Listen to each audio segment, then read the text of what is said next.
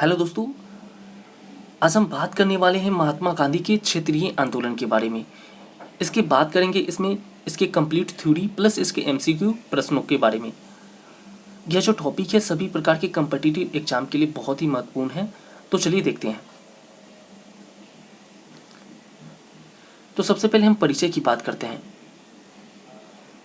तो इसमें हम परिचय देखते हैं इसके। तो महात्मा गांधी ने स्वतंत्रता संग्राम की शुरुआत छोटे छोटे क्षेत्रीय आंदोलनों से की। महात्मा गांधी के बारे में थोड़ा सा परिचय देख लेते हैं।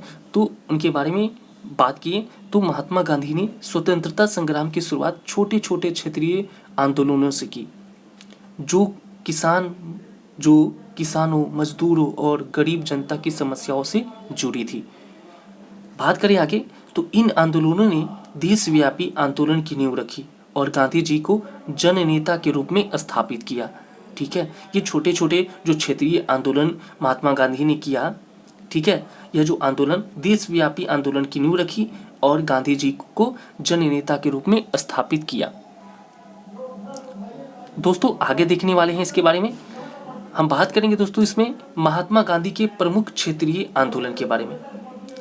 महात्मा गांधी के प्रमुख क्षेत्रीय आंदोलन की बात करें तो सबसे पहला आंदोलन जो था वो था चंपारण सत्याग्रह।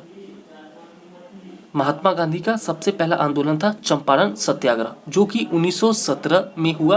वो हुआ कहाँ पे? तो बिहार में। दोस्तों इसमें देखते हैं कारण क्या था इस आंदोलन का। तो नील की खेती पर अंग्रेजों की जबरदस्ती। ठीक है, नील की खेती पर अंग्रेजों की जबरदस्ती था, यह कारण था चंपारण सत्याग्रह का। इसे तीन कटिया प्रथा के नाम से भी जानते हैं। इसके मुख्य नेता की बात करें दोस्तों तो इसके मुख्य नेता की बात करें तो महात्मा गांधी, राजकुमार शुक्ल और डॉक्टर राजेंद्र प्रसाद थे। इसका महत्व की बात करें तो गांधी जी का भारत में पहला सत्याग्रह था। ये जो चंपारण सत्याग्रह था गांधी जी का पहला सत्याग्रह था। इसमें परिणाम क्या आया? तो नील की खेती की मजदूरी समाप्त हुई। ठीक है, नील की खेती की जो मजबूरी थी वो समाप्त हुई और किसानों को राहत मिली। ठीक है, नील की खेती करने के लिए जो ब्रिटिश सरकार थे जबरदस्ती कर रहे थे, ये चीजें समाप्त हो गई और किसानों को राहत मिली। ठीक है दोस्तों, आगे देखते हैं इसके बाद खीरा सत्याग्रह। इसके बाद महात्मा गांधी के सत्याग्रह कौन सी थी? खीरा सत्याग्रह, जो कि 1918 में हुआ और हुआ कहाँ पे? गुजरात में। ये मैं जो पढ़ा रहा हूँ ये आपके कोई भी कंपटीटिव एग्जाम के लिए बहुत महत्वपूर्ण है। आप किसी भी गवर्नमेंट जॉब की तैयारी करते हो, एक न एक प्रश्न यहाँ से जरूर पूछते हैं।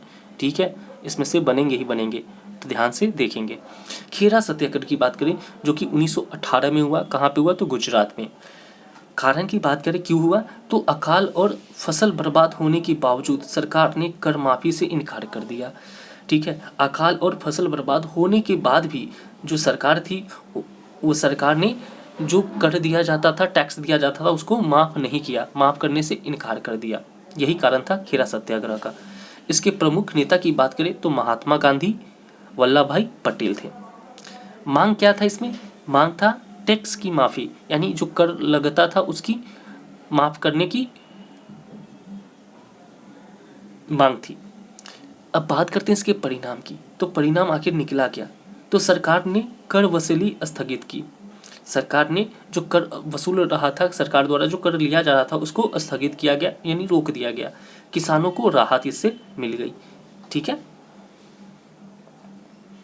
दोस्तों, अब बात करते हैं तीसरे नंबर पे अहमदाबाद मिल हड़ताल। ये भी बहुत इंपॉर्टेंट है टॉपिक।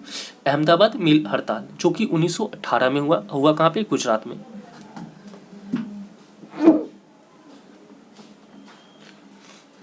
दोस्तों बात करते हैं इसके कारण की बात करें। इस आंदोलन के होने का कारण क्या था कि मजदूरों को महंगाई के अनुपात में वेतन नहीं मिल रहा था। जो मजदूर थे उनको महंगाई के जो अनुपात होता है उस अनुपात में उनको वेतन नहीं मिल रहा था। मजदूरों की मांग थी 35% वेतन में वृद्धि करने की। गांधी जी का प्रयोग पहली बार अनशन यानी फास्ट का प्रयोग, यानी कहने का मतलब क्या था, इस आंदोलन में गांधी जी ने पहली बार अनशन का प्रयोग किया था, यानी अनशन किया था। ठीक है, ये प्रश्न यहाँ से पूछे जाते हैं कि गांधी जी ने पहली बार अनशन कब किया था? तो कौन से आंदोलन में किया था? अहमदाबाद मिल हड़ताल आंदोलन में किया था। ठीक है, अब एक चीज समझिए, अनशन कहने का मतलब यहाँ पे बिना खाए पिए ये हड़ताल किए थे। और इसका परिणाम क्या निकला? परिणाम ये निकला कि मिल मालिकों को मजदूरी की मांग माननी पड़ी। जो मिल मालिक थे उनको मजदूरों की मांग, जो मजदूर कह रहे थे कि 35% वेतन में वृद्धि किया जाए, तो इसको मांग को मानना पड़ा। दोस्तों बात करते हैं इन सभी आंदोलनों की बात जो किए हैं, इस आंदोलन की विशेषताएं क्या रही, इस विशेषताओं के बारे में जानने वाले हैं। तो बात करें तो गांधी जी ने पहली बार सत्याग्रह, अहिंसा और अनशन का प्रयोग किया। गांधी जी ने पहली बार सत्याग्रह, अहिंसा और अनशन का प्रयोग किया था। क्षेत्रीय स्तर पर शुरू हुए आंदोलन बाद में राष्ट्रीय आंदोलन बने। जो आंदोलन क्षेत्रीय स्तर पर शुरू किए गए थे वो बाद में राष्ट्रीय आंदोलन बने। जनता के हक की लड़ाई गांधी जी की पहचान बनी। गांधी जी ने जो जनता के हक के लिए लड़ाई लड़ी वही गांधी जी की पहचान बनी। सत्य और नैतिकता पर आधारित राजनीति की शुरुआत हो गई, यानी सत्य और नैतिकता पर आधारित राजनीति की इसी समय से शुरुआत हो गई। अब दोस्तों बात करते हैं परीक्षा के लिए जरूरी तथ्य, यानी वन लाइनर फॉर्म देख लेते हैं जो कि एग्जाम में यहाँ से प्रश्न बनते हैं, पूछे जाते हैं। तो बात करें दोस्त, इसमें हम बात करेंगे आंदोलन के बारे में और उस आंदोलन के वर्ष के बारे में, स्थान के बारे में और मुख्य कारण क्या थे उस आंदोलन के होने का और उसका परिणाम क्या निकला, इन सभी चीज़ों के बारे में जानने वाले हैं। तो दोस्तों सबसे पहले बात करें चंपारण आंदोलन की।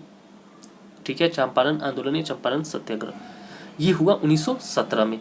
स्थान था बिहार। इसके जो कारण थे कि नील की जबरन खेती, ठीक है, नील की जबरन खेती करवाया जा रहा था ब्रिटिश सरकार द्वारा। परिणाम निकला कि नील की जो खेती से किसानों को मुक्ति मिल गया।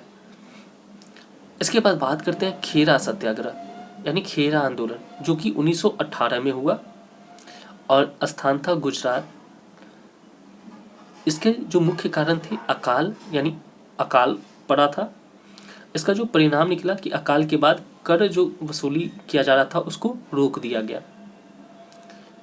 आगे दोस्तों बात करते हैं अहमदाबाद जो मिल सत्याग्रह हुआ था 1918 में हुआ था। स्थान था गुजरात और इसमें मजदूरी में वृद्धि यानी 35% वेतन की वृद्धि कर दी गई। ये सभी चीज़ें थी जो कि परीक्षा से दृष्टिकोण से इम्पोर्टेंट थी। अब बात करते हैं दोस्तों इसके निष्कर्ष की। आखिर इसका निष्कर्ष निकला क्या? तो महात्मा गांधी की ये क्षेत्रीय आंदोलन भारत के स्वतंत्रता संग्राम के पहले मजबूत कदम थे।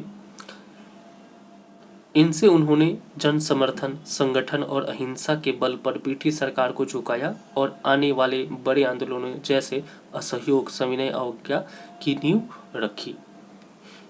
तो दोस्तों हम लोगों ने आज महात्मा गांधी से रिलेटेड जो महात्मा गांधी के जो क्षेत्रीय आंदोलन थे उन सभी क्षेत्रीय आंदोलन के बारे में जाना।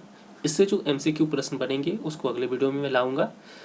मैं सिर्फ यहाँ थ्योरी करवा रहा हूँ, इससे भी प्रश्न कौन कौन से इंपॉर्टेंट है, कैसे कैसे प्रश्न एग्जाम में पूछे जाते हैं मैं बता रहा हूँ। उस पर को गौर से ध्यान में देंगे जिससे कि आपके एग्जाम के लिए फ़ायदेमंद होगा। तो मिलते हैं दोस्तों अगले वीडियो में, तब तक के लिए धन्यवाद।